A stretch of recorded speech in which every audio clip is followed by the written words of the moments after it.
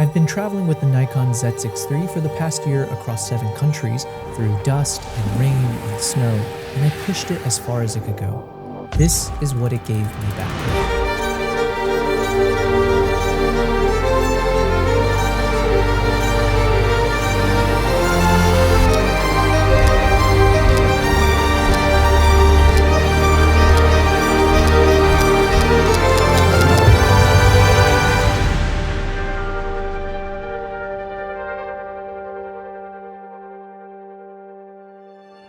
Welcome back to my channel as I share the best of the world with the rest of the world through my lens.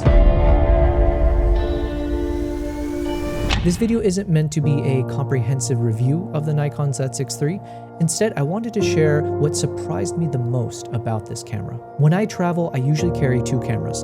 The Nikon Z9 is my powerhouse. That's the one I reach for when I'm on a game drive and I want that leopard close-up, because it's built for those moments.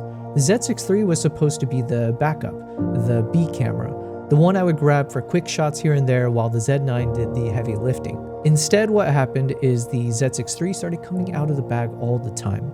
Not always for the big moments, but for everything else, the in-between moments. Walking through a market in Vietnam, the sunset bathing an eagle hunter atop a mountain in Mongolia, a moment of peace while boating through a swamp in Uganda.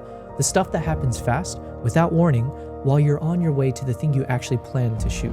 And it kept up. That's the part that surprised me. It shoots NRAW internally up to 6K resolution, so I wasn't compromising on quality. The slow motion at 240 frames per second changed how I capture movement entirely.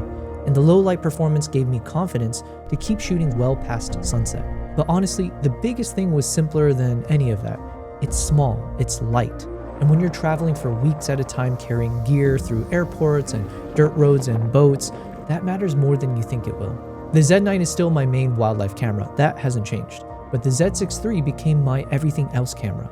And when you travel the way I do, everything else is most of the trip. After a year of traveling with it, the Z6III stopped feeling like a backup camera. It became an equal partner in a powerful 1-2 punch combo. And that's probably the best thing I can say about it. If you want to see what I mean, I made a few videos going deeper on some of the key features I appreciate the most, the slow motion captures, the low light performance, the selfie flip screen for vlogging, all of it. Those are linked in the description. But this video is about the big learning. 1 year with the Z6III, and I can confidently say it earned its place in my bag as a camera I'd love to rely on. And if that resonates with you, or if you've been shooting with the Z6III yourself, let me know in the comments. I'd love to hear how you're using it. And if you're new here, thanks. I hope you stick around. There's a lot more coming.